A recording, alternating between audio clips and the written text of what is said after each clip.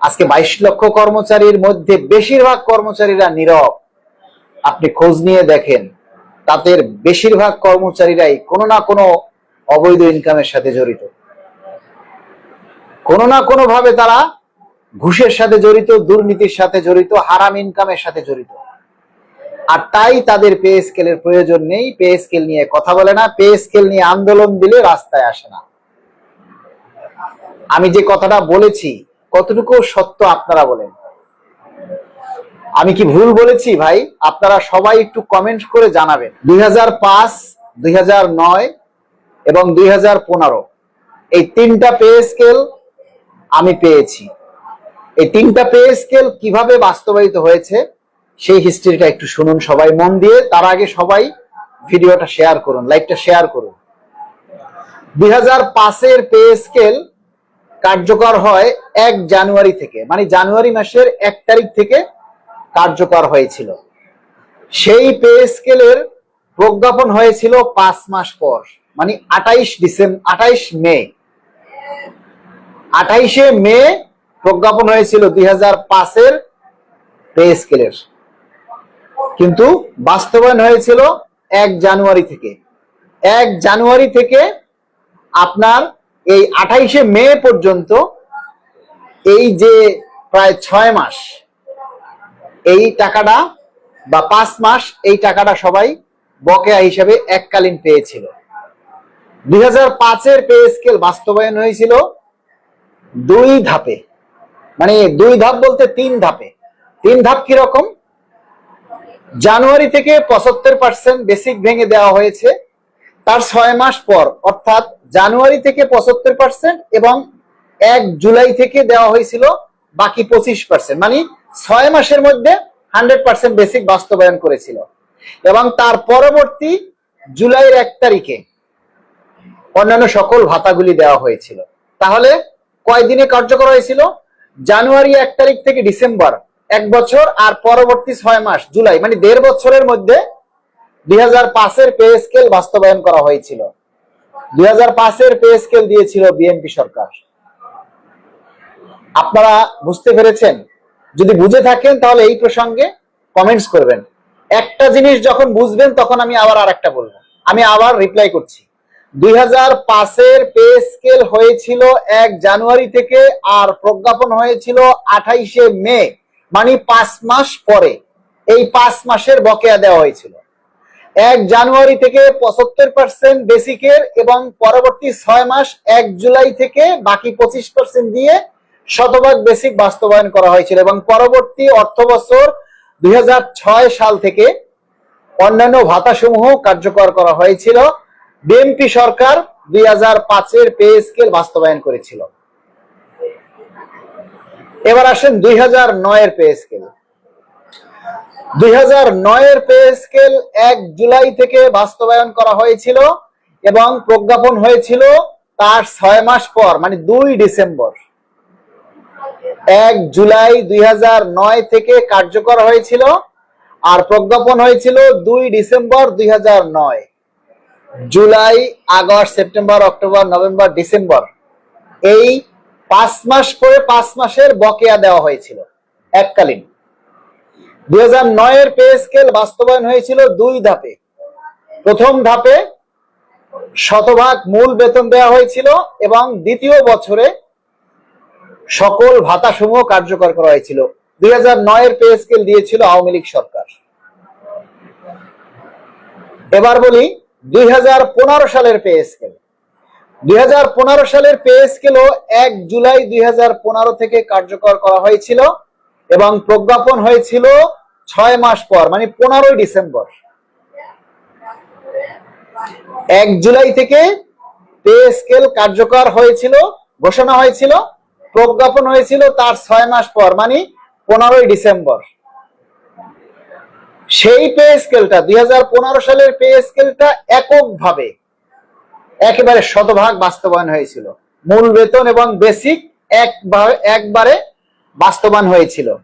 কিন্তু ওই যে 6 মাসের এরিয়া, জুলাই থেকে 2 ডিসেম্বর পর্যন্ত যে বকেয়া, সেই বকেয়াটা সরকার তখন ধাপে ধাপে বাস্তবায়ন করেছিল। 2015 পে স্কেল বাস্তবায়ন করেছিল আওয়ামী লীগ সরকার। তারপর থেকে আজকে 2026 সাল, 11 বছরের ভিতরে আর কোনো পে স্কেল নেই। এখন আবার 2026 সালে এসে আবার বিএনপি সরকার। তাহলে বিএনপি সরকার পে স্কেল দিয়েছিল 2005-এ, তার 21 বছর পর আজকে 2026 সালে এসে আবার পে স্কেল দিবে, আবার সেই বেসিক ভাঙার স্বপ্ন, আবার সেই 2005-এর মতো বেসিক ভাঙার গল্প। তাহলে কি আমরা বলবো কি বিএনপি সরকার মানেই কি বেসিক ভেঙে দিবে? 2005-এও বিএনপি সরকার বেসিক ভেঙে দিয়েছিল, আবার 2026 সালে বিএনপি সরকার আবার সেই বেসিক ভেঙে দেওয়ার কথা আমরা শুনতে পাচ্ছি। আমরা আর চাই না বেসিক ভেঙে পে স্কেল বাস্তবায়ন হোক। আমরা এই সরকারের কাছে আমরা অনুরোধ করতে চাই যে এবারের যে পে স্কেল, সেই পে স্কেলটা যেন এককভাবে 2015 সালের মতো একসাথে বাস্তবায়ন হয় এবং আপনারা সবাই তার পক্ষে জোর দাবি জানান। দেখেন, একটা দাবি নিয়ে 100 জনে বলা আর 1000 জনে বলা এক কথা নয়। একটা দাবি নিয়ে 100 জনে বলা আর 1 লক্ষ মানুষ একসাথে বলা এক কথা নয়। আমরা আজও 1 লক্ষ মানুষের মতামত বা 1 লক্ষ মানুষের কোনো কমেন্টস আমরা আমাদের কোনো দাবির প্রচারে পাইনি। সবাই কি দুর্নীতিবাজ? সবাই কি অবৈধ ইনকাম করেন? সবার কি ঘুষ খাওয়ার সুযোগ আছে? তাহলে আপনারা কেন নীরব আজকে? আপনারা কি উপনিবেশিক শাসন ব্যবস্থার আমলে? আপনারা কি সেই ব্রিটিশ শাসনের আওতায় পড়ে গেছেন? তাহলে আজকে আপনারা কেন চুপ? কেন আপনারা নীরব? আমরা জানি না। আজকে দেখেন 22 লক্ষ কর্মচারী আমাদের পে স্কেলে সুবিধা ভোগ করবে, অথচ এই সুবিধা নিয়ে কথা বলার লোক নেই। কিছু সংগঠন আছে তারা শুধু অন্যের বদনাম করে, কিন্তু এই সরকার আমলে আইসা তারা কিছুই করে না। তারা আবার বড় গলায় ফুটানি করে, অন্যের দোষারোপ করে। আরে মিয়া, আপনার চাওয়া আপনি চান, আপনার দাবি করার কথা আপনি দাবি করেন, অন্যকে নিয়ে সমালোচনা কেন করেন? অন্যকে নিয়ে সমালোচনা করে বেডি মানুষ, কোন পুরুষ মানুষ অন্যদের নিয়ে কখনো সমালোচনা করে না। সমালোচনা করা শুধু মহিলা মানুষের জন্য সাজে, সমালোচনা করা মহিলা মানুষের সাজে।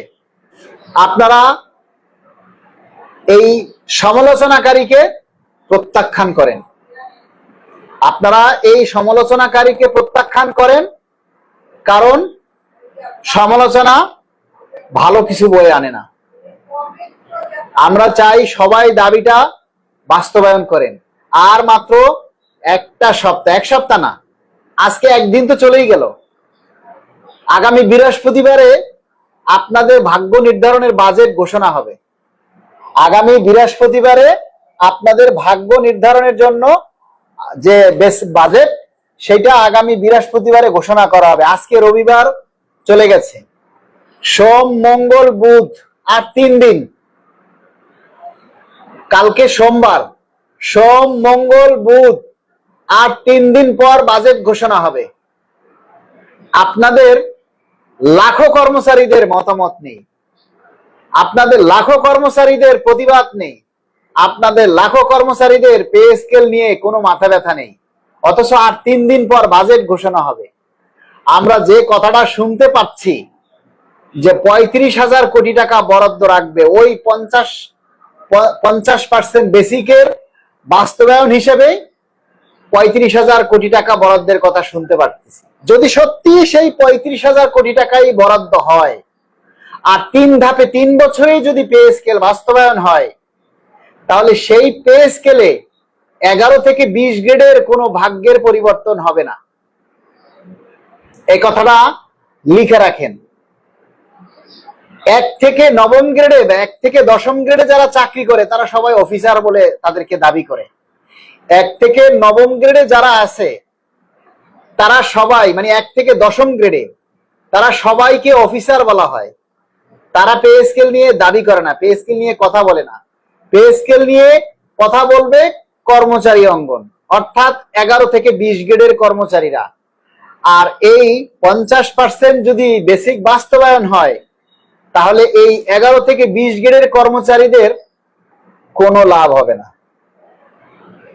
মনে করেন 3 বছর বসে একটা পে স্কেল বাস্তবায়ন হলো, আপনাকে প্রথম বছর দিল 50%, তার পরের বছর দিল 50%, তার পরের বছর দিল ভাতা। এই 3 বছরে দ্রব্যমূল্যের দাম বাড়বে না? এই 3 বছরে আপনার কয় টাকা বেতন বাড়বে? আর এই 3 বছরে দ্রব্যমূল্যের দাম কত বাড়বে? হিসাব করে যোগ বিয়োগ করে কি দেখেছেন যে কয় টাকা তলায় জমবে? আপনার তলায় কয় টাকা জমবে? তখন দেখা যাবে আপনার বেতন যে বৃদ্ধি পেয়েছে তার চাইতে দ্রব্যমূল্য অনেক বেশি বৃদ্ধি পেয়েছে। আবার আপনারা যেই খয়রাইতে সেই খয়রাইতেই থেকে যাইবেন। মানে কথায় আছে গরিব আরো গরিব হবে, ধনী আরো ধনী হবে। সেটা হবে। কেন হবে জানেন? এর জন্য দায়ী আপনারা। কারণ সেই নিপীড়িত নির্যাতিত যে কর্মচারী তারাই আজকে নীরব।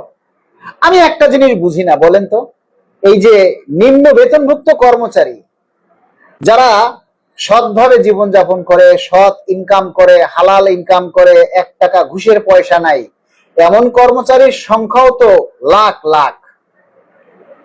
তাদের হাতে কি মোবাইল নেই?